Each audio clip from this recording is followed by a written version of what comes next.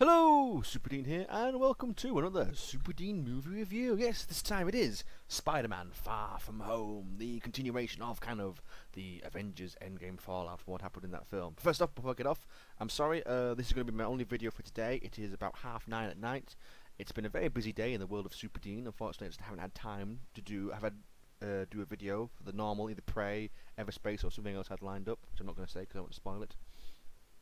So I am sorry. I say normally I do my movie reviews, I do a little movie review, and I have a game play episode thing to go alongside of it. But don't worry, tomorrow I will have 2 videos all ready and done for then, so you can watch them and enjoy them, much as you had content. But for now, Spider-Man Far From Home. Was it good? Was it bad? Of course, it's a Marvel film. It's going to be a good film. For some reason, Marvel are just amazing at hitting good films, just doing good films. They can't seem to put a foot wrong at the minute with their movies. However, there was a few bits in this film I will talk about that I didn't like. I thought they were trying to be too clever, not clever, too funny at some points, and there was some bits at the end. For me personally, as a Spider-Man fan, I didn't like either, but that's just my personal feelings, but I'll talk about them in a minute. I'll probably will be going over spoilers. It has been out now for about 2 weeks. It came out on the 5th of July. So it's just shy of 2 weeks looking at my calendar. But anyway, getting into it, it's a good film. It is. There's no doubt about it. And if you can, like I always say, please go watch it in a cinema. Go support your local cinema because it's just so much better films there. As I always say, especially for horror films, the darkness, the sound, the light, everything just makes it so much better. And again, with this Marvel film, the sounding, the soundscape, the scoring, the cinematography, it's just amazing how they do it. The CGI in these films are ridiculous. How you couldn't really... I mean, sometimes you look at it and go, okay, that is CGI. But if you turn your head off and look at it, you could think that's a real monster up there. Oh my god, that is freaky in that film. How have we done that? But that's just me. I can kind of do that because I don't have much brain to shut off when I watch those things. So the film itself, again, a very good film. There's bits of it.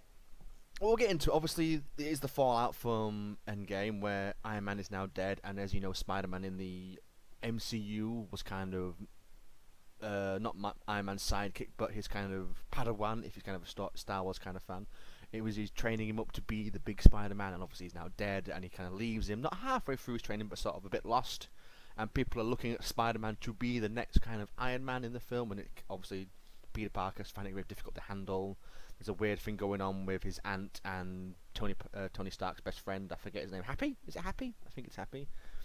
And again, Aunt May in this film. I don't know why people look at Aunt May and think, oh, Aunt May's hot. It's just... I don't know who the actress is. I'm sorry. I probably should know the actress because I've got it up on my computer, but I'm not looking at it. But I don't particularly like her. But still, that's a different bit. But yes, the film itself, obviously, it's very good how they've taken sort of tried to make it like you think at the start, oh, maybe it's not going to be sort of Spider-Man suiting up all the time and stuff. Then you get into it, and then Nick Fury rocks up and goes, "Aha, Spider-Man, I need your help for this." And he keeps going on saying, "Oh, well, actually, I just want to be on my school trip with my mates and stuff and relax and try and get with this girl MJ." And he's like, "Oh yeah," and then Nick Fury hijacks it all and stuff, and you get to meet Mysterio, who you think is from a different world, which is quite cool how they're tying it in with the whole multiverse theory that there was in the Avengers Endgame film, where they're trying to spinning that out, going all these spanning universes. If you do something here, it makes an alternate universe. Do something here, it makes an alternate universe. That was quite cool. You find out that's a lie, but still, we'll get into that in a minute. So yeah, what else? It was cool, the little love interest bit as well with the other guy in it. I forget his name, who hadn't disappeared. Because the girl, they call it the blip, which I think was very clever. How they referenced the blip, saying there's people who disappeared for 5 years, came back the same age, and the other people have been growing up. So there's people who were younger, like one bit they say, "Oh, my younger brother's now older than me," which is weird. I bet that would be quite cool in a way to, if they kind of explore. I wish they would explore that more. Just do like I don't know, because they're doing this Disney Netflix kind of service thing. I know it's not Disney Netflix, but it's like Disney Netflix. If they go into that more and maybe do some like little stories of the blip and explain what people happened, I'd really love to watch that and how they explain. Just like they do it sometimes. They did it for the Matrix stuff a long time ago, where they had like little just 2 minutes, like 2-3 minute mini movies and stuff, just explaining the background of the Matrix. I'd love for them to do that for the blip, for the end game when everyone was clicked out of existence, just to see what happens, and they all come back in and see what happens, how they readjust to society. Because in this at the start of the film, you're seeing Aunt May trying to help these people who have been outplaced and stuff and no longer left the world, but now back in the world again. That was really good. What else? And again, the bit where Mysterio finally rocks up and he's there like... Because my dad said that, because my dad isn't as big a Marvel fan as me. He's a Marvel fan. when it is a Marvel movie, it's kind of Mum and Dad's thing to go watch them together because he loves Marvel, I love Marvel. I love superheroes, he loves Marvel. And I do go watch him. And it's just like, oh, is he like Doctor Strange or something? I said, no, that's Mysterio. He's not Doctor. He's got another film coming out later in the next year sometime. But it was quite fun explaining to him. And again, I'm trying to get into it. Do I go into? Oh, I was going to full-blown spoiler stuff. Yep, spoiler warning. Here we go. Never mind. I'll put it at the 5.5 minute mark. But yeah, it is a bit of a. See, my problem with Marvel movies is they seem to get really good villains. I mean, in the last Spider-Man film, they had the Vulture, and he was a really good villain, and he is still alive, technically. Unfortunately, spoiler warning, in this film, Mysterio is dead. He got shot by his own kind of device when he was talking to these machines. They shot him by accident, and he's now dead, which I think is a shame, because he was such a good villain. And like in the comic books, the villains just get put away and they escape, put away and escape. They don't really die unless it's a different kind of story arc and stuff. It seems a shame that this is what Marvel have to do, really. They seem to be killing off their... Not the killing... I enjoyed Mysterio. He was a good villain. He was a very good villain, played by Jake Gyllenhaal. He was really, really good. Because at the beginning, I was thinking maybe he is going to be a good guy. Because I hadn't seen many trailers of this. I was avoiding them like the plague. I don't like watching trailers. I think they ruin the films. But I thought, oh, maybe Mysterio is the good guy. Maybe these things are genuinely bad and they're giving him a different light. But then it got to the middle of the film and it's like, oh, hang on, what's he doing? And then, because Tony Stark had left Spider-Man, Peter Parker, these glasses that controlled Iron Man's full network of weapons and all this such. And he left a message, like a weird sort of upside down message, as I like to call it, where it's like, it's up to you to decide the next Tony Stark. Obviously, he meant it's up to you to be Tony Stark. You don't be him if you want to be. But Peter Parker took it as, I need to pick the next Tony Stark. He picked Mysterio, and then you all find out Mysterio was a bad guy. He was working with all these like Tony Stark employees who he'd burned and basically sacked and fired and stuff, and they were all against him to trying to get this to then make Mysterio be the one most powerful guy in the universe, not the universe, in the Earth, to try and control the Earth. And that was good. That was a good way of it. The only bit I didn't like about that is it seemed... I'm sure some of the actors they stuck in there weren't in the original films. There was one guy from Iron Man that in the first Iron Man he was with Ichabod something or other. I forget his last name. The bad guy in the first Iron Man, he was shouting at him saying, "You can't make an out reactor, but Tony Stark can make it in a cave." There was two other people who popped up in other scenes of films. I'm pretty sure you weren't in those films and stuff. But it's hard for them to do that. They can't plan that far ahead and stuff.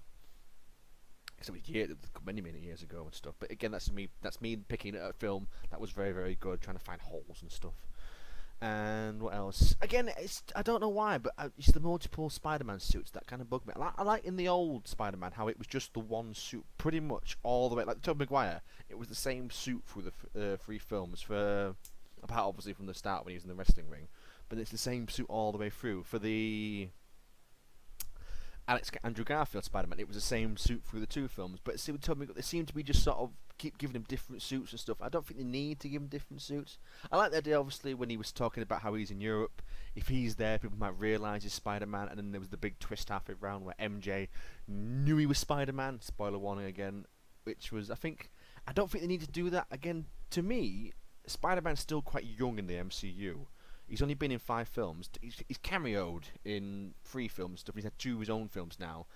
And this is what bugged me a little bit at the end. This is my major bug about the film. In the end credit scene, there's one good bit about that. I'll get to that in a minute. But the main credit scene is MJ's being swung around the city and stuff. He lands, turns to a big news report. And because Mysterio had died at the end, there was like a weird ending video of him saying that Spider-Man had killed him on purpose, had turned against him and was now a bad guy, and used all these robots to basically make up the whole thing. It was his to plan from all along. God, I can't say that word.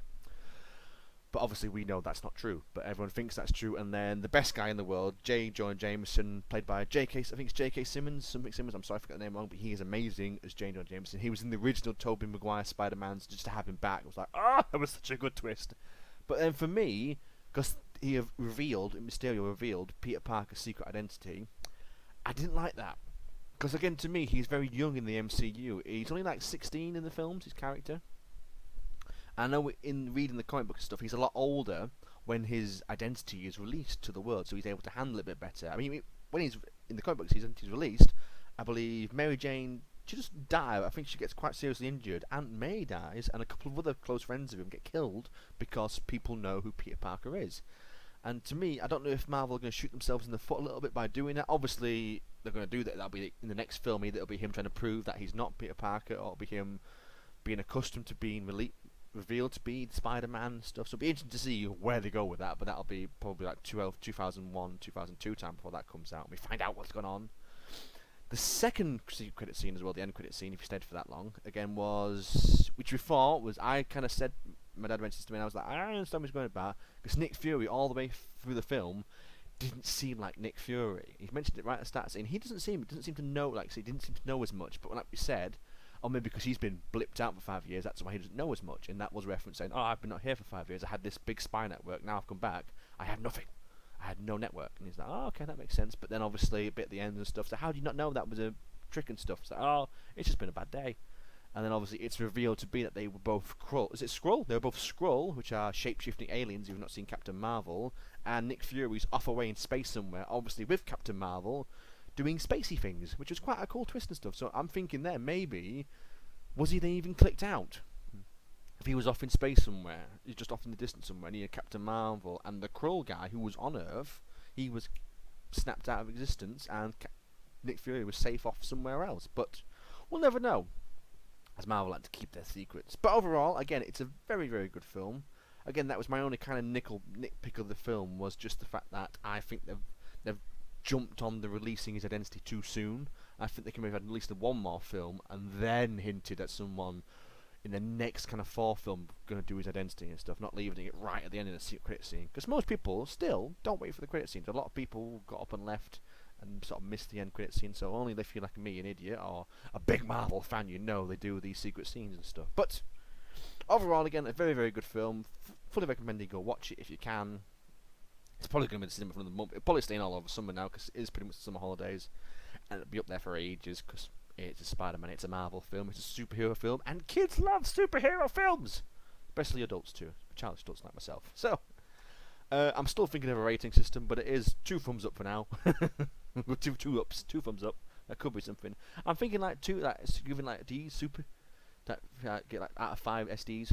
That sounds bad, SDs. No, I won't go for that. No. I'll have to think of something. I'll think of something for the next video. If you can think of anything that I could do, like a rating system when I do these movie reviews. I'm also thinking maybe start doing game reviews as well, if it's something you want to see, or even like TV, or even like Netflix. Doing Netflix reviews, God, that'd be bad, because I'm in the middle of watching Stranger Things. That's a great TV show if you can, or a great Netflix series if you can get hold and watch it. But anyway, I'll end this video here. Thank you for watching, thank you for putting up with me as usual in my random rantings on these movie reviews, and I will see you in the next one, well, in the next video. Superdean, out!